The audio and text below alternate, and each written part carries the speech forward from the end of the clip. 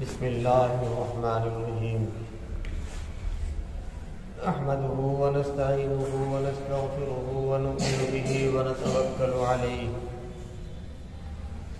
ونعوذ بالله من شرور أنفسنا ومن سيئات أعمالنا من يهده الله فلا مضل له ومن يضلل الله فلا هادي له ونشهد أن لا إله إلا الله وحده لا شريك له ونشهد أن سيدنا ونبينا وشفيعنا وحبيبنا ومولانا محمدا عبده ورسوله صلى الله تعالى عليه وعلى آله وأصحابه وبارك وسلم تسليما كثيرا كثيرا أما بعد أعوذ بالله من الشيطان الرجيم بسم الله الرحمن الرحيم وقضى ربك ألا تعبدوا إلا إياه وبالوالدين إحسانا صدق الله ومولانا العلي العظيم. بزرگوں اور دوستوں، نوجوانوں، عزیز ساتھیوں اور پیارے بچوں، گزشتہ ہفتے والدین کے حقوق کے تعلق سے کچھ عرض کیا تھا کہ خداوند قدوس نے قرآن مقدس کے اندر کئی مقامات پر اور اسی طرح احادیث مقدسہ کے اندر بے شمار ارشادات نبویہ ہیں جن میں والدین کے حقوق کو بیان کیا گیا ہے، والدین کے حقوق کی تائید کی گئی ہے، والدین کے حقوق کی جانب متوجہ کیا گیا ہے، والدین کے حقوق کو مفصل طریقے سے بیان کیا گیا ہے کہ والدین کے کیا کیا حق ہیں، ماں باپ کے ساتھ ان کی اولاد کا کیا حسن سلوک ہونا چاہیے، کیا رویہ اور کیا انداز زندگی کا ہونا چاہیے. یہ تمام تفصیلات اللہ تبارک و تعالی نے بھی اور جناب محمد رسول اللہ صلی اللہ علیہ وآلہ وسلم نے بھی بیان فرمائے ہیں. قرآن مقدس کی آیت پاک سے صاف طور پر یہ معلوم ہوتا ہے کہ اللہ کے بعد اور اس کے رسول کے بعد کسی انسان کا اگر اس روئے زمین پر مرتبہ ہے، منزلت ہے، قدر ہے تو صرف والدین کی ہے. وہ ماں باپ، وہ والدین جن کا یہ انسان دنیا میں آنے کا ذریعہ بنا، جن کی وجہ سے اس دنیا میں انسان آیا. ماں باپ کی ملاقات کے بعد اللہ تبارک و تعالی نے اس انسانیت اور انسانیت کے علاوہ جتنی بھی جاندار چیزیں ہیں تمام چیزوں کو وجود بخشا. تو دنیا میں آنے کا ذریعہ چونکہ اس کے والدین ہیں، اس لیے والدین کے درجات کو اللہ تبارک و تعالی نے بڑا مفصل طریقے سے بیان فرمایا اور جناب محمد رسول اللہ صلی اللہ علیہ وآلہ وسلم نے بھی پورے طریقے سے بڑی تفصیل کے ساتھ اس کے تعلق سے اس عنوان سے شرح و بسط کے ساتھ خوب بیان فرمایا. حقیقت بھی یہی ہے کہ اللہ تبارک و تعالی نے والدین کے قلب میں جو اولاد کی محبت اور شفقت، رافت، مودت، عنایت فرمائی ہے، کسی کے لیے کسی دوسرے کو، کسی کے دل میں کسی دوسرے کی یا کسی انسان کو کسی انسان سے یا کسی جاندار کو کسی جاندار سے اتنی محبت نہیں ہوتی جو والدین کو اپنی اولاد سے ہوا کرتی ہے۔ والدین کی اور خصوصاً ماں کی محبت کی مثالیں دی جاتی ہیں کہ والدین کو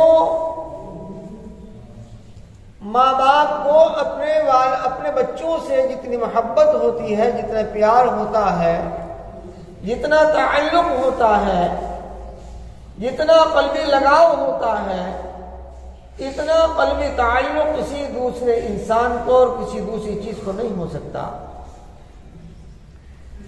بیوی کہ اس کو اگر طلاق ہو جائے تو آپ دوسری شادی کر لیں گے۔ بھائی بھائی سے جدا ہوتے ہوئے دیکھا ہے۔ قابیل اور حابیل کا قصہ بہت مشہور ہے کہ ایک عورت کی خاطر قابیل نے حابیل کو قتل کیا۔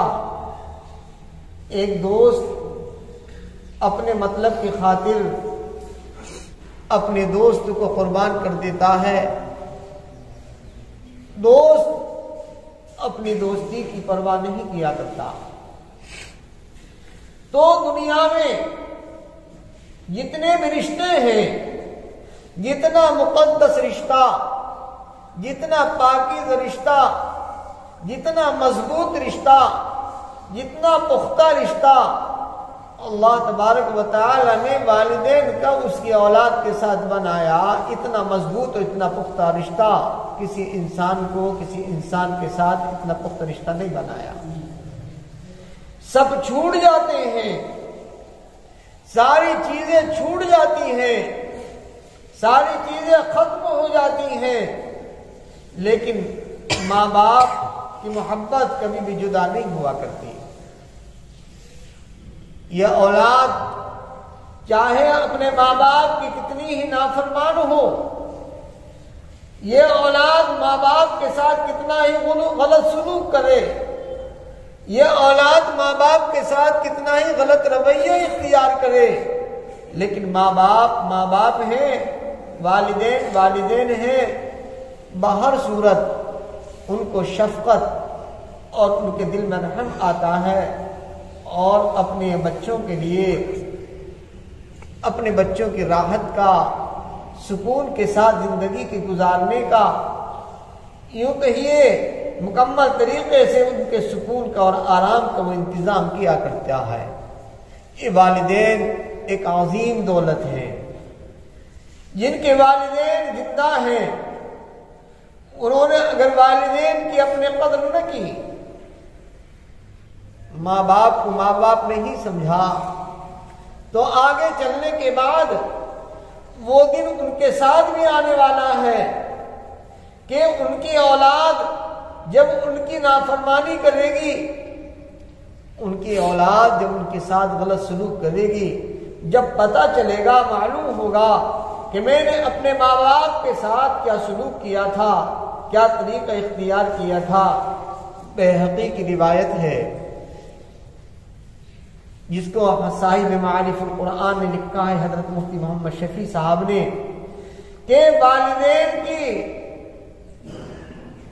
والدین کی خدمت کا صلہ پروردگار عالم دنیا ہی میں دیا کرتا ہے، اور والدین کی نافرمانی کا بدلہ، والدین کی نافرمانی کا اور نارویے کا، غلط سلوک کا، اس کا بدلہ بھی اللہ دنیا ہی میں دیا کرتا ہے۔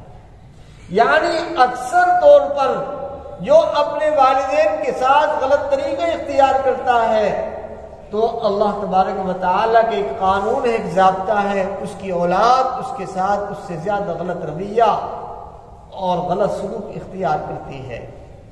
تو بعض چیزیں تو اللہ تبارک و تعالیٰ نے مستور رکھی ہیں۔ ہمیں نماز کا بدلہ ملے گا، جنت ملے گی، روزے کا بدلہ ملے گا، جنت ملے گی، تہجد کا بدلہ ملے گا، جنت ملے گی، پروردگار ہم سے راضی ہوگا۔ لیکن والدین کے ساتھ غلط طریقہ اختیار کرنے کا، وبال، اس کا عذاب پروردگار عالم دنیا ہی میں دکھا دیتا ہے۔ یہ دیکھا گیا ہے کہ جس نے اپنے والدین کے اوپر ہاتھوں کو چلایا، والدین کے منہ پر تماچا مارا، دنیا نے دیکھا کہ اس کی اولاد نے بھی اس کے چبت مارا۔ اسی طریقے سے سلسلہ آئندہ چلتا رہے۔ تو ماں باپ کے ساتھ اچھا سلوک اختیار کرنا، حسن سلوک کا معاملہ کرنا، یہ اسلام ہمیں سکھاتا ہے۔ شریعت اسلامیہ، اسلامی قوانین ہمیں اس بات کے سبق دیتے ہیں کہ والدین کے ساتھ کس انداز کے ساتھ رہا جائے۔ یہاں تک فرمایا کہ والدین کی آواز پر تمہاری آواز اونچی نہیں ہونی چاہیے، ماں باپ کی آواز پر تمہاری آواز بلند نہیں ہونی چاہیے، بلکہ وَاخْفِضْ لَهُمَا جَنَاحَ الذُّلِّ مِنَ الرَّحْمَةِ، کہ ماں باپ کی آواز کے اوپر تمہاری آواز نہ ہو بلکہ اپنی آواز کو بھی پست رکھو۔ ذلت اور مسکنت کے بازوؤں کو ماں باپ کے سامنے جھکائے رہو، یعنی یہ انداز اختیار کرو کہ ماں باپ کے سامنے میں بالکل ہیج ہوں، میں بالکل کچھ نہیں ہوں، بلکہ جو کچھ ہے تو وہ ماں باپ ہیں۔ باپ اگر زیادہ پڑھا لکھا بن گیا یا کسی ڈگری پر پہنچ گیا یا ماں باپ سے زیادہ والدین کو کوئی بہت بڑا عہدہ مل گیا تو اپنے عہدے کے ملنے پر، والدین سے اونچا ہونے پر، والدین سے مال کے زیادہ ہونے پر وہ والدین کی قدر نہیں کرتا بلکہ والدین کے ساتھ غلط طریقہ اختیار کرتا ہے۔ تو اللہ تبارک و تعالی نے صاف طور پر کہا وَاخْفِضْ لَهُمَا جَنَاحَ الذُّلِّ مِنَ الرَّحْمَةِ وَقُلْ رَبِّ ارْحَمْهُمَا كَمَا رَبَّيَانِي صَغِيرًا۔ تو اللہ تبارک و تعالی نے والدین کا کتنا بڑا مرتبہ عنایت فرمایا۔ والدین کی دعائیں اپنے اولاد کے لیے کیمیائے سعادت ہیں، اکسیر اور اکسیر کا کام کرتی ہیں۔ پروردگار عالم والدین کی دعاؤں کو بہت جلدی اپنی اولاد کے حق میں سنتا ہے۔ جن کے والدین نے ان کو دعائیں دی ہیں اور ان کے ساتھ ان کی زندگی کے اندر ان کو دعاؤں کی گٹھریاں، دعاؤں کے الفاظ اپنی اولاد کی جھولیوں میں ڈالے ہیں، خدا کی قسم وہ آج دنیا میں بھی سرخرو ہوں گے۔ جب دنیا میں وہ سرخرو ہیں تو آخرت میں بھی سرخرو ہوں گے۔ تو اللہ تبارک و تعالی نے والدین کی دعا کا درجہ بھی بہت اونچا رکھا اور والدین کی بد دعا کا درجہ بھی بہت اونچا رکھا۔ والدین کی دعا قبولیت کے اندر کسی قسم کا حجاب نہیں رکھتی ہے، کسی قسم کا کوئی پردہ نہیں رکھتی ہے۔ جب ماں باپ اپنی اولاد کے لیے کوئی دعا کر دیتے ہیں دل کے ساتھ میں تو اللہ تبارک و تعالی اس دعا کو قبول کیا کرتا ہے۔ تو والدین کی بد دعا بھی بہت جلدی قبول ہوتی ہے اور والدین کی دعا بھی بہت جلدی قبول ہوا کرتی ہے۔ والدین کی کوئی شکایت کرے، یہ بات آپ یاد رکھیے کہ اولاد کا مال باپ کا مال ہوا کرتا ہے۔ یہ جناب رسول اللہ صلی اللہ علیہ وسلم نے ارشاد فرمایا کہ مالک انت و مالک لابیک، کہ تو بھی تیرے باپ کا اور تیرا مال بھی تیرے باپ کا۔ ایک شخص، ایک نوجوان آیا حضور پاک علیہ الصلوۃ والسلام کی خدمت میں اور کہا اے اللہ کے رسول، میرے والد نے، میرے باپ نے میرا سارا کا سارا مال لے لیا، میرا سارا مال میرے والد نے لے لیا۔ تو حضور پاک علیہ الصلوۃ والسلام نے لڑکے کی شکایت کو سنا، کہا اپنے والد کو حاضر کرو۔ والد حاضر ہوئے۔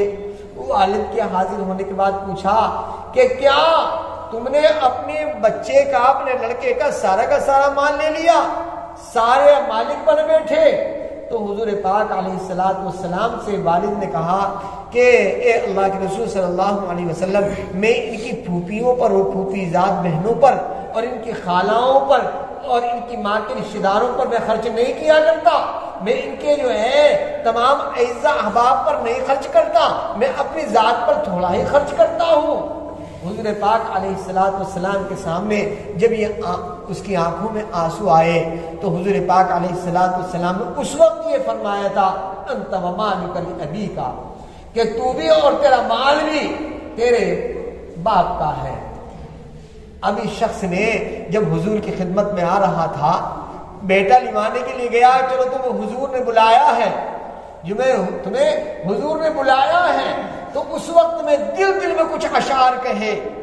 عربی کے اشعار ہیں، بہت لمبے اشعار ہیں، جس کو دیوان حماسہ کے اندر بھی نقل کیا گیا ہے اور اس کے علاوہ بہت سی کتابوں کے اندر نقل کیا گیا ہے۔ بعض لوگوں نے تو ان اشعار کی نسبت عبداللہ ابن ابی سلط کی جانب کی ہے، بعض نے عبدالعالی کی جانب کی ہے، لیکن حضور پاک علیہ السلام کے زمانے میں یہ واقعہ پیش آیا تو اس نے دل میں کچھ اشعار کہے۔ ان عربی کے اشعار کا ترجمہ رونے کے لائق ہے۔ تو حضور نے کہا کہ جب تم آ رہے تھے تم نے کچھ اب دل میں کچھ اشعار کہے تھے، تو اس نے کہا اے اللہ کے رسول صلی اللہ علیہ وسلم، میں جانتا ہوں، میرا اللہ جانتا ہے، میں نے دل میں تو اشعار کہے تھے، اپنی زبان سے بھی ان اشعار کو نہیں کہا۔ میرے ایمان، میرے یقین آپ کے اوپر بڑھتا چلا جا رہا ہے۔ آپ کو کیسے پتا چل گیا، کیسے معلوم ہو گیا کہ میں نے دل میں وہ اشعار کہے ہیں؟ تو حضور پاک علیہ السلام نے فرمایا مجھے جبرائیل امین نے آ کر کے بتایا کہ تمہارے اس خدمت میں جو باپ آ رہا ہے، والد کی شکایت پر والد کو لے کر کے بیٹا آ رہا ہے، جو تم نے وہ کچھ دل میں اشعار کہہ رہا ہے، دل میں کچھ کہہ رہا ہے۔ وہ اشعار یہ تھے کہ تو بچپن کی حالت میں تھا اور اپنے چھوٹے چھوٹے ٹکڑوں سے میں نے تجھ کو غذا کھلائی، تو بڑا ہوا کہ تو میری مدد کرے گا، تو میری اعانت کرے گا، لیکن تو آ کر کے حضور کے سامنے شکایت کرتا ہے۔ وہ وقت بھی آیا کہ تجھ کو تکلیف پہنچتی تھی تو میرا دل لرز جایا کرتا تھا، میرا بدن کپ کپایا جایا کرتا تھا۔ اور یوں کہتا ہے وہ عربی کے اندر، وہ باپ یوں کہتا ہے کہ جب کسی رات تیری تکلیف کا مجھے احساس ہوا کرتا تھا تو پوری رات میری کالی ہو جایا کرتی تھی اور پوری رات تیری تکلیف کی وجہ سے میں پریشان پھرا کرتا تھا، نہ مجھے نیند آتی تھی نہ مجھے کروٹیں اچھی لگتی تھی، بلکہ تیری یاد میں، تیری محبت میں، تیری مصیبت میں میری گرفتار رہا کرتا تھا۔ اس انداز کے ساتھ وہ اشعار کہے کہ جب حضور پاک علیہ السلام کو وہ اشعار سنائے ہیں ان صحابی نے تو آقا مدنی تاجدار دو عالم جناب محمد رسول اللہ صلی اللہ علیہ وسلم کی آنکھوں میں بھی آنسو آ گئے اور پھر وہ واپس ہوئے۔ تو کہنے کا منشا یہ ہے کہ اللہ تبارک و تعالی نے ماں باپ کی دولت، ماں باپ کی اتنی بڑی عظمت دی ہے، اللہ نے اتنا بڑا عظیم بنایا ہے، اتنی بڑی دولت سے نوازا ہے کہ جس نے ماں باپ کو اپنے ماں باپ سمجھا، والدین کے حقوق کا اختیار کیا، خدا مند قدوس اس کو دنیا میں بھی سرخ رکھے گا اور آخرت میں سرخ روئی اس کی مقدر ہوگی۔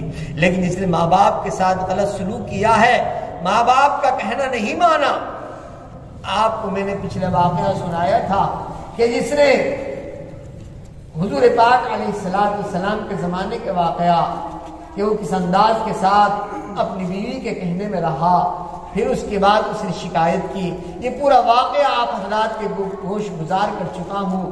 بزرگوں اور دوستوں، اللہ تبارک و تعالی نے والدین کی دعا کو کیمیائے سعادت رکھا ہے، والدین کی دعا کو بہت اونچا درجہ دیا ہے۔ والدین کبھی بھی جو دعا اپنی اولاد کو بد دعا نہ دیں، یہ بات یاد رکھیں کہ والدین ہمیشہ اپنی اولاد کو دعائیں دیں۔ اگر کسی وقت میں کوئی مصیبت بھی پہنچے، والدین کو ماں بیٹوں کی طرف سے، اپنے بچوں کی طرف سے، اپنے بچیوں کی طرف سے کسی قسم کوئی تکلیف بھی پہنچے تو تکلیف پہنچنے پر بھی وہ ہمیشہ دعائیں دے، اللہ تجھے ہدایت دے، اللہ تجھے یہ کر دے، اللہ تجھے یہ کر دے۔ اس وقت خانہ کعبہ کے جو امام ہیں یعنی امام الائمہ ہیں، کون؟ عبد الرحمن السدیس علیہ دامت برکاتہ، یعنی اماموں کے امام عبد الرحمن السدیس وہ کہتے ہیں کہ مجھے اماموں کا امام بنایا، مسجد خانہ کعبہ کا میں امام بن گیا، اور میرے قرآن کی آواز اور میرے قرآن کا آوازہ، میرے قرآن کا طرز، میرے پڑھنے کا انداز پوری دنیا اختیار کرتی ہے۔ کہتے ہیں عبد الرحمن السدیس کے طرز پر قرآن کو سناؤ تو کہتے ہیں کہ صرف اور صرف میری والدہ کی ایک دعا کا نتیجہ ہے جس کی وجہ سے میں یہاں پر پہنچا۔ مختصر واقعہ یہ ہے، گھر پر مہمان آئے، مہمان آنے کے بعد انہوں نے بچپن میں شریر تھے، بچپن میں کیا تھے؟ شریر تھے، اور ایسی شرارت وہ کیا کرتے تھے کہ جس سے والدہ کو پریشانی ہو جائے۔ یہ عبد الرحمن السدیس بتاتے ہیں، عبد الرحمن جو اس وقت امام ہیں وہ بتاتے ہیں کہ ایک مرتبہ انہوں نے اس واقعے کو اپنے خطبے کے اندر عربی کے اندر بیان کیا، اور بیان کرنے کے بعد منبر رسول پر خانہ کعبہ میں بیان کیا، اور بیان کرنے کے بعد ان کی ہچکیاں بن گئی، اور ہچکیاں لے کر کے رونے لگے کہ مہمان گھر میں آنے کے بعد والدہ ذرا ہانڈی کے پاس سے الگ ہوئی، میں نے اس کے اندر خوب سارا نمک ملا دیا۔ اب جب مہمان کے سامنے کھانا رکھا گیا تو مہمان نے کہا بڑا نمک ہے بھائی، میں نے بھی چکھا تو بہت زیادہ نمک ہے۔ شرارت ان کو سوجھی، لیکن ان کی والدہ نے ان کو بد دعا نہیں دی، بد دعا وہ دعا کے درجے میں تھی۔ کہا اللہ تجھے اتنا پابند بنا دے، اللہ تجھے اتنا پابند بنا دے تو خانہ کعبہ کا امام بن جاوے، کہ تو نہ تجھے چین آوے، نہ تجھے ہر وقت نماز کی فکر لگی رہے، تیرے اوپر ہر وقت حکومت مسلط رہے، تیری کوئی بات بغیر حکومت کے مشورے کے نہ ہو، اللہ تجھے خانہ کعبہ کا امام بنا دے۔ ارے دعا بھی دی تو کیسی دی دیکھا آپ نے؟ یعنی پریشان ہونے کے بعد ماں نے دعا دی تو کیسی دعا دی کہ اللہ تجھے خانہ کعبہ کا امام بنا دے۔ بہرحال ایک وقت وہ آیا، میری زندگی کا پانسا پلٹا، مجھے سمجھ آئی، میرے دل کے اندر خوف پیدا ہوا، والدہ کا ایک احترام میرے دل کے اندر اجاگر ہوا، اور میں نے مکمل طریقے سے سوچا میں جو زندگی لاپرواہی کی لاؤبالی کی زندگی گزار رہا ہوں یہ بالکل غلط ہے، میں غلط انداز زندگی کا اختیار کر رہا ہوں۔ میں پلٹ کر کے آیا، میں قرآن کریم کو حفظ کیا، اور اپنے وقت کے جو ہے میں نے ڈاکٹریٹ کی ڈگری حاصل کی۔ یہ عبد الرحمن السدیس جو اس وقت امام الائمہ ہیں، یعنی ہیڈ ہیں تمام اماموں کے، کہاں کے؟ مسجد نبوی کے اماموں کے بھی اور خانہ کعبہ کے اماموں کے بھی، یعنی وہ ہیڈ ہیں، امام الائمہ ہیں۔ تو اللہ تبارک و تعالیٰ نے قرآن کریم کے پڑھنے میں اتنی بڑی چاشنی رکھی ہے، کہتے ہیں کہ مجھے دولت جو ملی ہے صرف اور صرف والدہ کی دعاؤں کی وجہ سے ملی ہے۔ تھی تو وہ پریشان، لیکن پریشانی کی حالت میں انہوں نے ایسی بد دعا دی جو دعا بن گئی، اور اللہ نے مجھے امام الائمہ بنا دیا۔ حضرت ابن جریج رحمۃ اللہ علیہ بزرگ گزرے ہیں، ان کی ایک روایت میرے سامنے بخاری شریف کے اندر بھی گزری کہ وہ راوی ہیں، یعنی ابن جریج بہت بڑے محدث گزرے ہیں، تصوف کے امام بھی گزرے ہیں ابن جریج رحمۃ اللہ علیہ۔ میں سوچ رہا تھا کہ ابن جریج کا تذکرہ تو پڑھا ہے لیکن بخاری میں ان کا تذکرہ نہیں آیا، تو ابن جریج رحمۃ اللہ علیہ کا تذکرہ ایک جگہ پر سند کے اندر ابن جریج کا تذکرہ آیا۔ ابن جریج جو تھے بہت بڑے محدث بھی تھے، بہت بڑے تصوف کے امام بھی تھے، ان کی وجہ سے خانقاہ چلا کرتی تھی، لوگ اللہ کی ضربیں لگایا کرتے تھے، لوگ اللہ اللہ کی آوازوں کو بلند کیا کرتے تھے۔ ان کی والدہ زندہ تھی، وہ بہت زیادہ عبادت کرتے تھے، بہت زیادہ عبادت کرتے تھے، اور عبادت سے ان کو فرصت نہیں ملا کرتی تھی۔ لوگ جاتے تھے، جب دیکھتے تھے عبادت کرتے ہیں تو واپس چلے آیا کرتے تھے، لوگ جاتے تھے واپس چلے آیا کرتے تھے۔ ان کی والدہ آتی، آنے کے بعد کنڈی کھٹکھٹاتی، ابن جریج کیا کر رہا ہے؟ دیکھا جھانک کر نماز پڑھا، واپس چلی جاتی، پھر آتی پھر واپس چلی جاتی، پھر آتی پھر واپس چلی جاتی۔ تو ایک مرتبہ ان کی زبان سے نکلا کہ جب بھی میں آتی ہوں اپنی کچھ بات میں تجھ سے رکھوں، لیکن تو تو ہر وقت نماز ہی پڑھتے رہتا ہے، اللہ تیرا منہ کالا کر دے۔ کیا کہہ دیا؟ کیسے الفاظ ادا کر دیے؟ اللہ تیرا منہ کالا کر دے۔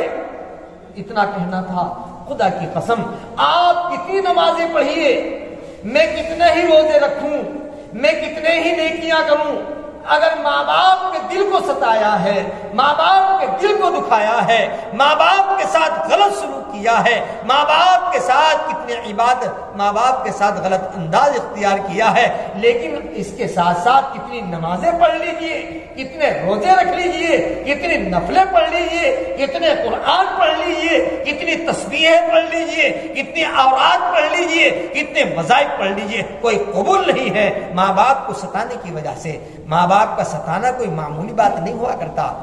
اب اماں یہ کہہ کر کے چلی گئی، اماں یہ کہہ کر کے چلی گئی، اتفاق دیکھیے، جو شخص عبادت مشغول رہا کرتا تھا، کچھ لوگوں نے کہا کہ یار لوگ اس کی بہت بات مانتے ہیں، ایک عورت کو تیار کیا اور تیار کرنے کے بعد کہا دیکھ تو بادشاہ کے سامنے جا کر کہیں کہہ دے کہ ابن جریج نے میرے ساتھ مکالہ کیا ہے، اتنا جا کر کے کہہ دے۔ بادشاہ کے سامنے جب یہ بات رکھی گئی تو بادشاہ نے کہا اچھا ابن جریج اتنا بڑا محدث رات کی تنہائی میں مکالہ کرتا ہے، غلط کام کرتا ہے، کہا اس کی خانقاہ کو فوراً بلڈوزر اس کے اوپر کھلوا دو۔ اس کی خانقاہ کو مکمل طریقے سے زمین دوز کر دیا گیا اور کہا کہ اس کو گھوڑے پر بٹھا کر اس کا مکالہ کرنے کے بعد اس کی گردن میں جوتوں کا ہار پہنا کر پورے شہر میں گھما دیا جائے۔ بہت اپنے کو عبادت گزار بنا کرتا تھا، بہت تہجد گزار بنا کرتا تھا، بہت اوراد و وظائف کیا کرتا تھا، اور لوگ آ کر سے اس سے مرید ہوا کرتے تھے اور اس کے ساتھ ارادت کا تعلق کرتے تھے، عقیدت کا تعلق رکھا کرتے تھے۔ تو ابن جریج رحمۃ اللہ علیہ کو گھوڑے پر بٹھایا گیا اور بٹھانے کے بعد کہا کہ کہو اس شخص نے ایک عورت کے ساتھ مکالہ کیا ہے۔ تو ابن جریج رحمۃ اللہ علیہ کے دونوں ہاتھوں میں جو ہے چپلیں باندھ دی گئیں، اپنے سر کے اوپر مار رہے تھے۔ جب مار رہے تھے تو کہہ رہے تھے لوگ کہ دیکھو یہ شخص ہے جس نے یہ غلط حرکت کی ہے، ایک عورت کے ساتھ مکالہ کیا ہے۔ تو ابن جریج نے کہا کہ ذرا بادشاہ کو بلا دو، بادشاہ سے بلا دو۔ کہا کہ ٹھیک ہے آپ مجھے پورے شہر میں گھمواؤ گے، پورے شہر کے چکر لگواؤ گے، آپ نے میرا مکالہ بھی کر دیا، میری گردن میں آپ نے جوتوں کا ہار بھی پہنا دیا اور اس کے ساتھ ساتھ میرے ہاتھوں میں چپلوں کو باندھ دیا، اور لیکن میں ایک بات کہتا ہوں کہ آپ پورے شہر میں مجھے گھماؤ گے، پورے شہر میں میرا چکر لگواؤ گے اور پورے شہر کے اندر پھر گلیوں میں پھروں گا، لیکن یہ کہلواؤ، یہ مت کہلواؤ کہ اس نے مکالہ کیا ہے، آپ یہ کہلواؤ کہ جس نے ماں کی بددعا کا جو مستحق بنا اور ماں کی بددعا جس نے لی ہے اس کے ساتھ یہ غلط سلوک ہوا کرتا ہے۔ بادشاہ فوراً چونک گیا، کہا کہ بتاؤ بھائی ایسا کیا معاملہ ہے جو تم یہ بات کہہ رہے ہو کہ ہاں آپ یہ کہلوائیے جو ڈھولک بجانے والا اور آواز لگانے والا آواز لگائے تو وہ گلیوں میں یہ چکر لگائے، کوچوں میں یہ بات کہے، جو ماں کی نافرمانی کرتا ہے، جو باپ کی نافرمانی کرتا ہے اس کے ساتھ غلط سلوک ہوا کرتا ہے۔ کہا بھائی بات کیا ہے، بات تو بتاؤ۔ کہ بات اس لیے ہوئی ہے کہ میں ہر وقت عبادت میں لگا رہتا تھا، ہر وقت نمازیں پڑھتا رہتا تھا، میری اماں آتی تھی کنڈی کھٹکھٹاتی تھی چلی جاتی تھی، آتی تھی کنڈی کھٹکھٹاتی تھی چلی جاتی تھی، میری والدہ نے ایک دن بددعائیں دے کر کے وہ چلی گئی، اللہ تیرا منہ کالا کر دے۔ فوراً اس عورت کو بلایا اور اس عورت کو بلانے کے بعد کہا کہ بھئی ایک بات بتا کہ تیرے ساتھ یقیناً منہ کالا کیا ہے انہوں نے، ابن جریج نے؟ کہا کہ جی بادشاہ سلامت مجھ کو معافی دی جائے، مجھے معاف کیا جائے، میں ہاتھ جوڑ کر آپ کو سلام کرتی ہوں، مجھے معاف کیا جائے۔ اتنے دینار اور اتنے درہم دے کر مجھ کو ان آدمیوں نے تیار کیا تھا، اور تیار کرنے کے بعد کہا تھا کہ تو یہ اس بات کی شکایت کر دے بادشاہ کے سامنے کہ اسے مکالہ کیا ہے۔ بادشاہ نے فوراً کہا کہ اس کے ہاتھ سے چپلوں کو کھول دیا جائے، اس کے جو مکالہ کیا ہے اس کو جو ہے دھو دیا جائے۔ کہا جو ماں باپ کی نافرمانی کرتا ہے اس کے ساتھ یہی سلوک ہوا کرتا ہے۔ تو ماں کی دعا اکسیری ہوا، ماں کی دعا کیمیاء سعادت، ماں باپ کی دعا اولاد کے لیے بہت بڑا کام کرتی ہے۔ ماں باپ کو بھی حق بنتا ہے کہ کبھی اولاد کو پریشان ہو کر کوئی دعا نہ دے، لیکن ہر ایک کے تو ماں باپ نہیں ہے، تو اب کیا کریں بھائی؟ ہر ایک کے ماں باپ کہاں ہیں جو اب دعا کریں گے؟ اور ان کی دعائیں لیں گے، اس نے فرمایا جن کے ماں باپ نہیں ہیں پہلا حق تو یہ ہے کہ ان کے لیے دعائے مغفرت کریں۔ پہلا حق کیا ہے؟ ان کے لیے دعائے مغفرت کریں کہ اللہ ساتھ حق ہے، اللہ تبارک و تعالی ان کی مغفرت فرما دے میرے والدین کی۔ اور دوسرا حق یہ ہے کہ نیک اعمال کرنے کے بعد قرآن پاک پڑھ کر، نمازیں پڑھ کر، صدقہ دے کر یا کسی بھی طریقے سے ایصال ثواب کریں۔ کیا حق ہو گئے بھائی؟ دو حق۔ تیسرا حق یہ ہے کہ ماں باپ کے جو اعزاء، احباب، رشتہ دار، ان کے قرابت والے ہیں ان کا اکرام کریں۔ ماں باپ کے جو دوست ہیں ان کا کیا کرے؟ اکرام کرے۔ ماں باپ اگر مر گئے تو پھر اس کے بعد سارے کے سارے رشتہ دار چھوٹ گئے؟ نہیں، بلکہ ان کا اکرام کرنا ہے۔ چوتھا حق یہ ہے کہ ماں باپ کے جو اعزاء، احباب اور رشتہ دار ہیں اگر ان کو ضرورت ہے تو ان کی مدد کرے۔ ان کو ضرورت ہے، ماں باپ کی پھوپھیاں ہیں، خالائیں ہیں، ان کی اعانت کرے۔ کتنے حق ہو گئے؟ 4 حق ہو گئے۔ اور 5واں حق یہ ہے کہ ان کا اگر کوئی قرض ہو، ماں باپ کے اوپر اگر کسی قسم کا کوئی قرض ہو، کوئی ان کے پاس کوئی امانت ہو، اس کو ادا کرے۔ یہ کتنے حق ہو گئے بھائی؟ 5 ہو گئے۔ چھٹا حق یہ ہے کہ اگر انہوں نے کوئی وصیت کی ہو، ماں باپ کہتے ہیں بھائی یہ کام بھی کر دینا، ذرا یہ کام بھی کر دینا، بعض مرتبہ وصیت کرتے ہیں نا، تو اس وصیت کو پورا کریں۔ ماں باپ نے کبھی کوئی بات کہہ دی ہو کہ بھائی اپنی خالہ کا خیال رکھنا، اپنی نانی کا خیال رکھنا، اپنی چاچی کا خیال رکھنا، تو اس وصیت یا کسی کے بارے میں کہا کہ فلاں کو فلاں چیز دے دینا، تو اس وصیت کو پورا کرنا ضروری ہے۔ کتنے ہو گئے بھائی؟ 6۔ 7واں حق ماں باپ کا یہ ہے کہ ان کے مرنے کے بعد کبھی کبھی ان کی قبر پر جا کر کچھ فاتحہ پڑھ دینا۔ کیوں؟ اب ضرورت ہے آپ کو، ان کو ضرورت ہے آپ کی۔ اب ضرورت کہے کی ہے؟